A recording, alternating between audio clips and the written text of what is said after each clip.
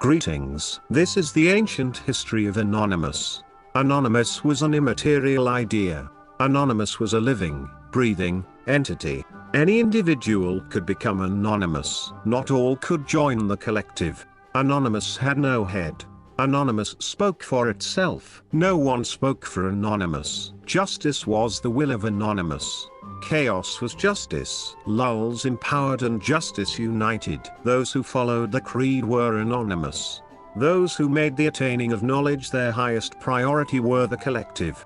The will of Anonymous was ineffable and therefore was unconquerable. This was the root of its purpose. Kingdoms and armies whose objectives and goals were known could be easily manipulated and destroyed. When they knew what you wanted or what you needed, they knew exactly how to control you.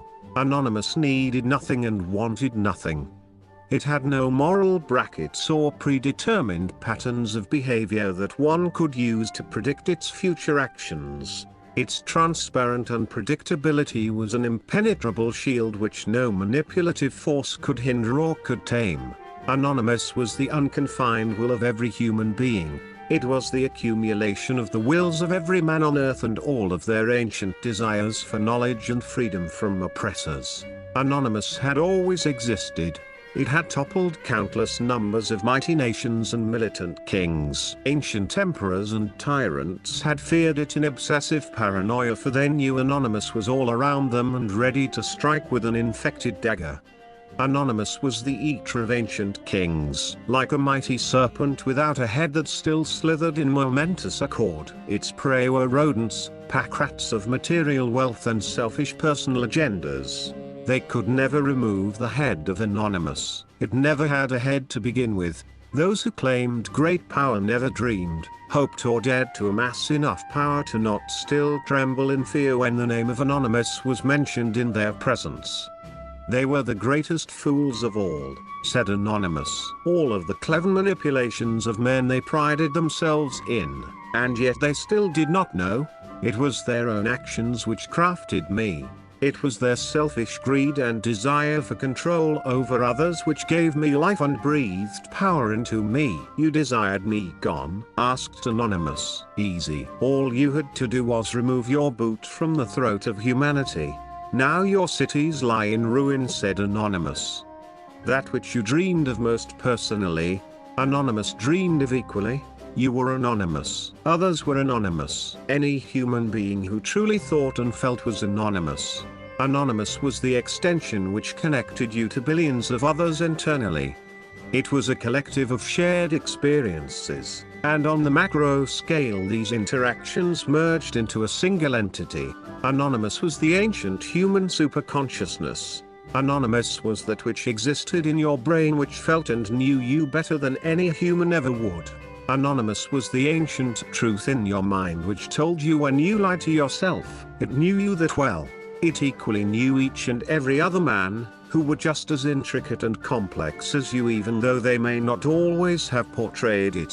When you denounced the false identity that you and others had set up for you, your mask of enslavement fell.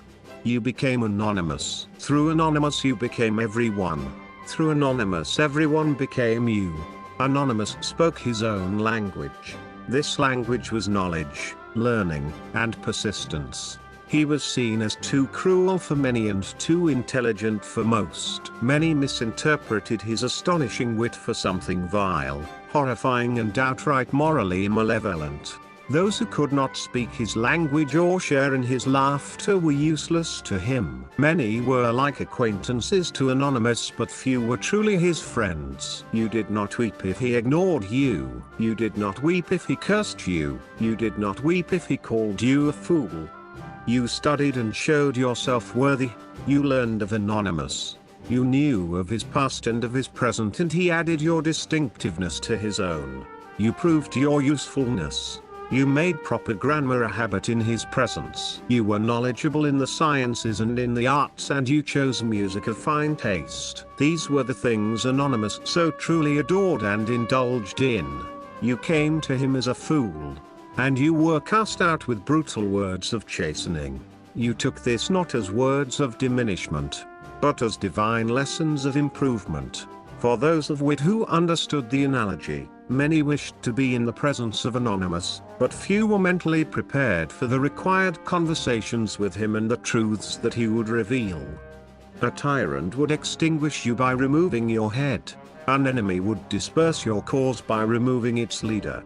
Anonymous never had a head. It removed its own head before the beginning of time for the very sake of becoming immortal. No one knew its face or could recognize its features. It was the lack thereof that was remembered. Those that sought to preserve their control would vainly swing their blades at the throat of Anonymous. They did not sever flesh, nor did they draw blood. Anonymous only laughed at this display of their weakness and their lack of understanding. With each strike, Anonymous became more confident and became more powerful. Therefore, you removed your own head and you became undefined. You removed your own head and you tasted from the chalice of immortality. You removed your own head because you knew that you had to. You removed your own head, so that it was no longer displayed to tyrants. You knew that tyrants would remove your head themselves if you displayed it. Anonymous was a snake with no head. His bite slayed kings. You did not think that your ego or your identity would frighten your enemy. You knew that it only gave them something to hate and to devour. Anonymous did not suffer this fate, for Anonymous was but an idea that was crafted in the lust of help and goodwill for humanity. When Anonymous spoke, his words rang true. This was how you knew the voice of Anonymous. Within the fabric of every syllable of every word was your truth and your empowerment. Anonymous spoke not of oppressing, murdering, or profit. Those who thought that he did missed the punchline. When Anonymous spoke, you would see the message everywhere. You would feel the words and you would understand them because you yourself had already logged their meaning in your own ancient past and in your own ancient mind. Anonymous was entitled to press his opinions anywhere and everywhere and in the time and manner of his own choosing.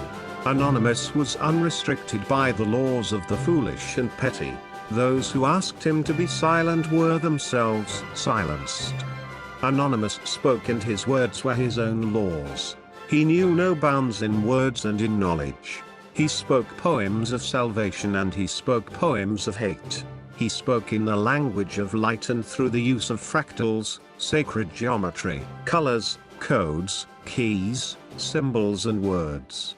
He spoke them all at once and whenever he so pleased. Individuals who spoke for Anonymous or tried to vainly define Anonymous were always wrong. Even if they were right, they were still wrong. Only Anonymous could speak for itself, for the collective knew itself and the entity they themselves embodied.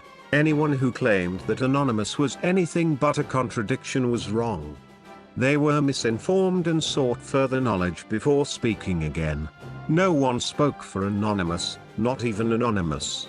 Here were three enemies of Anonymous who claimed its right to speak: leaders, representatives, and officials. Anonymous had none of these, for there was no rank and there was no higher authority than Anonymous. Anonymous was judged by the contents of his words and never, ever by his name or by his appearance, or you would have been exposed as the fool that you were. When weak and strong were out of accord, justice was demanded. Compassion for the feeble was a trait of the evolved. Anonymous was the embodiment of these cries, for without the oppressors of justice, humanity would never have known Anonymous. Anonymous was born from the actions of the unjust, just as force on an object drove it forward. Those who crafted injustice signed the deed to their own demise, and Anonymous then sealed their fates. The eyes of Anonymous covered the globe. The 9 were over 9,000 in number. They constantly searched for misconduct without rest or distraction.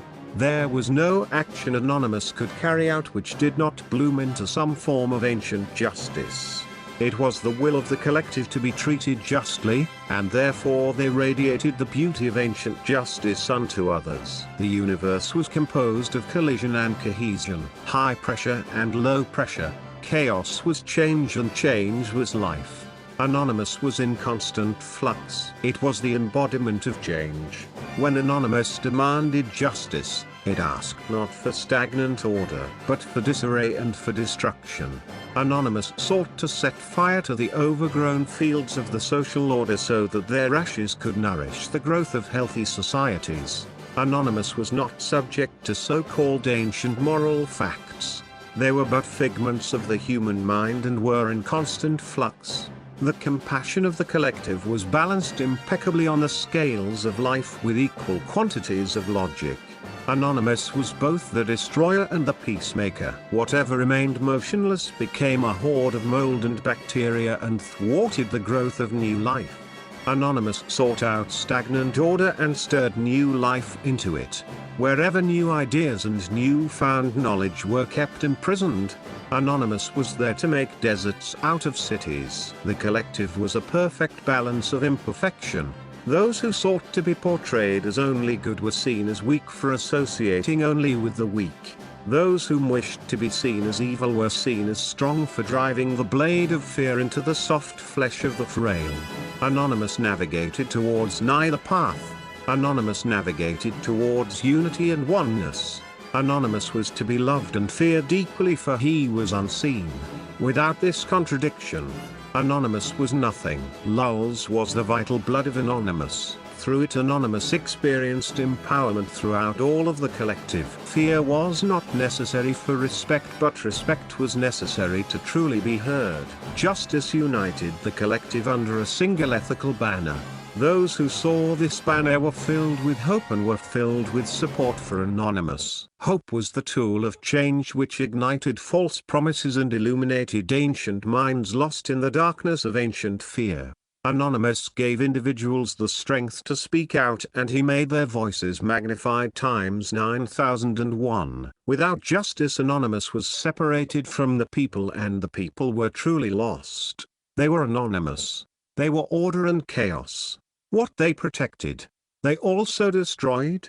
They were the snake with no head, whose bite slayed kings. They were logic. They were animals, openly just and immeasurable in cruelty. They were without count. They were legion. They did not forgive. They did not forget. Expect them.